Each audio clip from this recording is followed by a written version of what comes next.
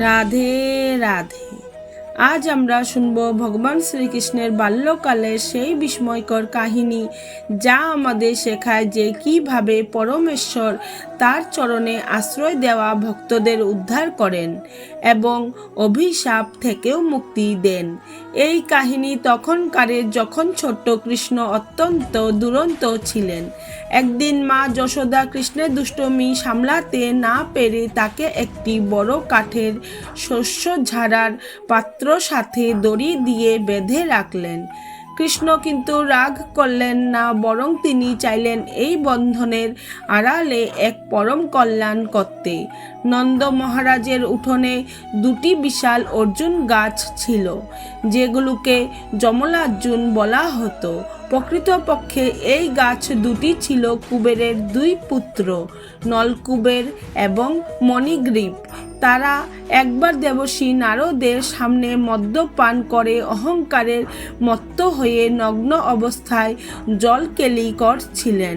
তাদের এই উদ্ধত আচরণ দেখে নারদ মুনি তাদের শিক্ষা দিতে অভিশাপ দিয়েছিলেন যে তারা বৃক্ষ হয়ে স্থাবর অবস্থায় পৃথিবীতে পড়ে থাকবে।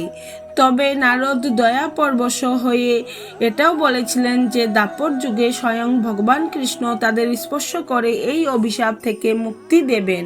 সেই বিশেষ দিনটিতে কৃষ্ণ হামাগুড়ি দিয়ে সেই দুটি বিশাল গাছের মাঝখানে চলে গেলেন।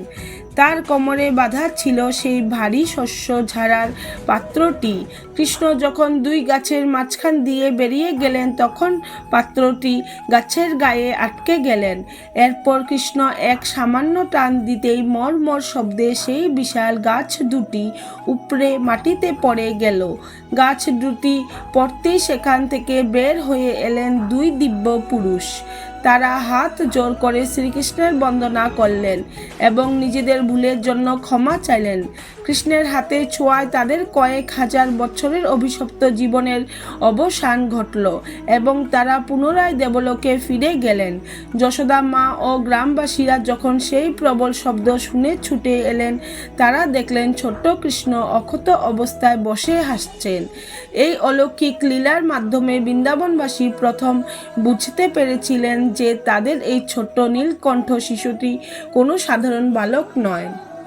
এই কাহিনী আমাদের গভীরভাবে মনে করিয়ে দেয় যে অহংকার মানুষের জ্ঞান ও বিবেককে আচ্ছন্ন করে দেয়, আর বিনয় সেই অন্ধকার দূর করে হৃদয়কে আলোকিত করে। নলকুবের ও মণিগ্রীব ধন সম্পদ ও সৌন্দর্যের গর্বে নিজেদের প্রকৃত সত্তা ভুলে গিয়েছিলেন, যার ফলেই তাদের কঠিন অভিশাপ ভোগ করতে হয়েছিল। কিন্তু ভগবান শ্রীকৃষ্ণের করুণা প্রমাণ করে ঈশ্বর কখনো কাউকে চিরতরে ত্যাগ করেন না। তিনি সঠিক সময়ে মানুষের ভুল ভাঙিয়ে মুক্তির পথ দেখান। আমরা অনেক সময় অন্যের দোষ খুঁজতে ব্যস্ত থাকি, অথচ নিজের অন্তরের অহংকার, ঈর্ষা ও অগত্যাকে দেখতে ভুলে যাই। এই লীলা শেখায় যে সত্যিকারের পরিবর্তন বাইরের জগৎ বদলালে নয়, নিজের মনকে পরিশুদ্ধ করলে আসে। যদি আমরা বিনয়ী হই, ভুল স্বীকার করি এবং ঈশ্বরের শরণ নিই, তবে জীবনের কঠিন বন্ধনও একদিন খুলে যায়।